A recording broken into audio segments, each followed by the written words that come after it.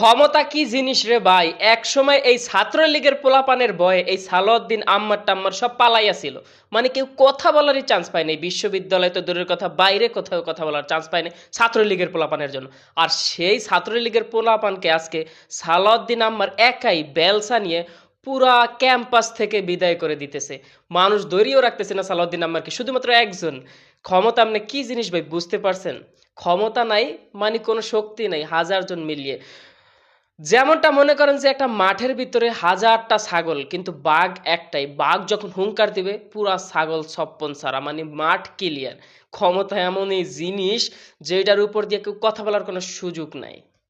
এই যে এই বিএনপি, ছাত্রলীগের পোলাপানের ভয়ে বিএনপির বড় বড় নেতাকর্মীরাও গর্তে ঢুকেছিল। তারেক রহমান পর্যন্ত লন্ডনে ছিল। এখন সেই তারেক রহমান দেশে আইসা কি পরিমাণ ক্ষমতা দেখায়, এনসিপির পোলাপান ওই দিনকা মারিয়া টারিয়া অস্তুভূত।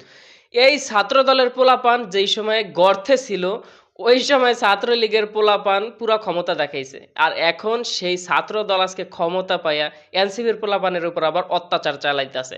বিষয়টা আপনি বুঝতে পারছেন? বাংলাদেশে যারাই ক্ষমতা পায় সবাই ক্ষমতার অপব্যবহার করে। আপনি কারে ভালো বলবেন? সবাই এক নৌকার মাঝি। আগে আওয়ামী লীগকে খারাপ বলছি, এখন তো দেই বিএনপি তার থেকেও বেশি জঘন্য কাজ করতেছে। আপনি ভালো কারে বলবেন রে ভাই?